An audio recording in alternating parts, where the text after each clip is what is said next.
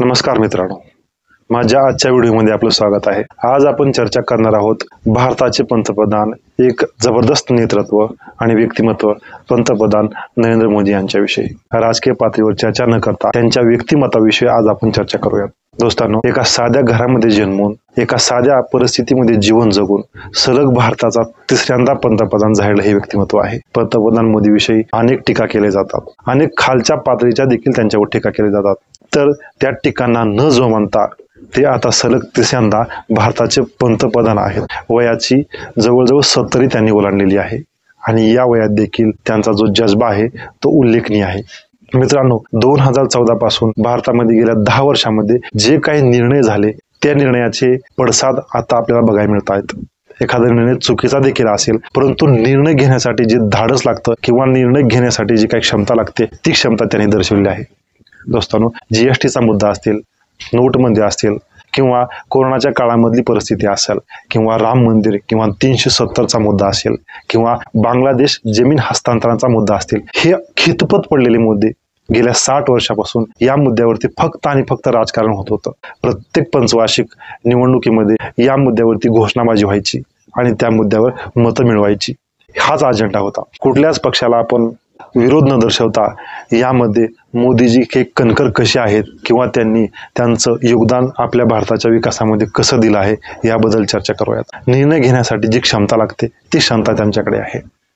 संविधानामध्ये देखील रुपयाचं अवमूल्यन व्हावं असं डॉक्टर बाबासाहेब आंबेडकर यांनी सांगितलेलं आहे। प्रत्येक 10 वर्षाला रुपयाचं अवमूल्यन व्हावं, परंतु गेल्या 60 वर्षामध्ये कधीही नोटबंदी झाली नव्हती किंवा कधीही रुपयाचं अवमूल्यन झालं नव्हतं। पंतप्रधान मोदीजी यांनी नोटबंदीसारखा धाडसी निर्णय घेतला। आता त्यामधून किती फायदे झाले आहेत हे आपण न विचार करता तो निर्णय घेण्यासाठी जी क्षमता त्यांच्याकडे आहे त्याबद्दल बघूयात। त्यानंतर दोस्तांनो, पूर्वीच्या काळी ज्या पद्धतीची टॅक्स प्रणाली होती, ज्या पद्धतीमध्ये टॅक्सची चोरी होत होती, जो कर कुणाच्या खिशात जात होता, किती करदाते असे होते जे कर स्वतःहून भरत होते आणि कर हा कुठे चोरला जात होता, सरकारची तिजोरी कशा प्रकारे खाली राहील बघूयात।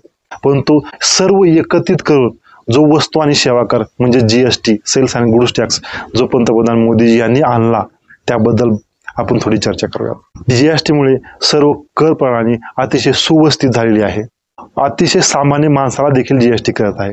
पूर्वीच्या काळामध्ये व्याट असेल, जकात कर असेल किंवा यांच्या नावावर अनेक सारे कर वसुली केली जायचे, ती त्यांनी बंद केलं। समाजामध्ये तेढ निर्माण करणारा जो मुद्दा होता तो म्हणजे राम मंदिराचा मुद्दा। गेले 60 वर्षे त्या मुद्द्यावर कोण्याही पार्टीने तोडगा काढला नव्हता। प्रत्येक निवडणुकीमध्ये हिंदू मुस्लिम वाद व्हायचा आणि त्याच्यावरती मते मिळवले जायचे। आम्ही मंदिर पाडणार, आम्ही मंदिर बांधणार, या मुद्द्यावरती चर्चा व्हायची, परंतु तो मुद्दा कोणीही कायमस्वरूपी निकाली काढला नाही। मोदीजी यांनी मंदिर बांधून तो मुद्दा कायमस्वरूपी निकाली काढला। यामध्ये हिंदू मुस्लिम ही भावना न करता तो मुद्दा त्यांनी कायमस्वरूपी निकाली लावला, याबद्दल आपण विचार केला पाहिजे। दोस्तांनो, त्याचबरोबर आझाद शत्रू असणारा पाकिस्तान व कायमस्वरूपी प्रश्न असलेला तिथली सीमा व काश्मीर, जो मुद्दा गेल्या 60 वर्षापासून होता, सतत आपल्या सीमेवरती हल्ले व्हायचे, अतिरेकी हल्ले व्हायचे, बॉम्बस्फोट व्हायचे, या सर्व गोष्टीचा विचार केला तर प्रत्येक निवडणुकीमध्ये प्रत्येक पक्षाकडून एवढंच व्हायचं की आम्ही हा प्रश्न निकाल लावणार, 370 कलम आम्ही काढणार। आणि 370 कलम हे किती धोकादायक होतं हे काही वेगळं सांगायची गरज नाहीये। काश्मीरला त्याद्वारे एक वेगळी मान्यता होती। ते कलम काढण्याचं जे वाखाणण्याजोगे काम मोदी साहेबांनी केले ते कोणीही देखील केलं नसतं। त्यामुळे देशामध्ये किंवा काश्मीरमध्ये आता जी शांतता आहे त्या शांततेची चर्चा आपण केली पाहिजे। या व्यक्तिमत्वाने ते काम केलंय त्याबद्दल आपण विचार केला पाहिजे। कोरोनाच्या काळामध्ये 1.5 अरब लोकसंख्येचा देश त्यांनी कशा पद्धतीने सांभाळलाय।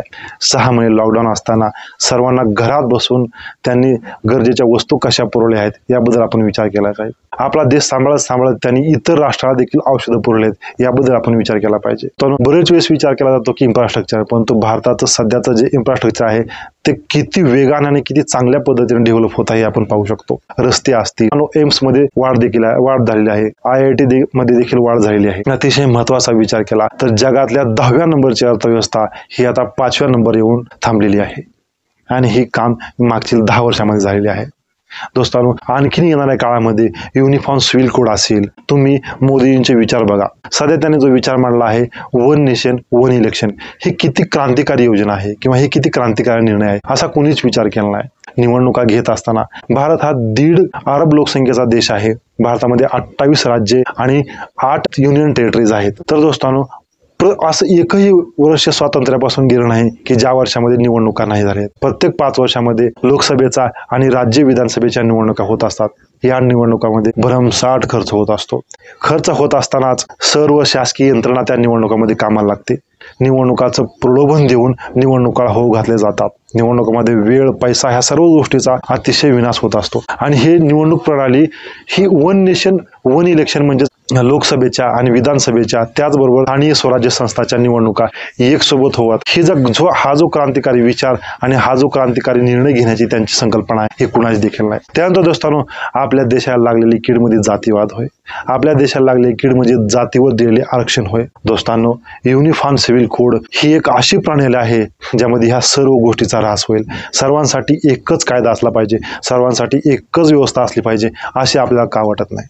आपण या गोष्टीचा विचार केला पाहिजे. युनिफॉर्म सिव्हिल कोड ही एक अशी आणि क्रांतिकारी संकल्पना आहे ज्यामुळे आपल्या देशामध्ये अतिशय मोठे मोठे बदल होतील व सर्व भारताचे नागरिक एकाच कायद्याखाली, एकाच कायद्याने बांधलेले असतील. ही संकल्पना मोदीजींची आहे. राजकीय पातळीवर मोदीजींचा विचार न करता एक पर्सनल व्यक्तिमत्व म्हणून त्यांच्याकडे तुम्ही पहा. विरोधकांच्या डोळ्यावर पट्टी बांधलेली आहे. विरोधक मोदीला अतिशय खालच्या पातळीवर जाऊन टीका करतात.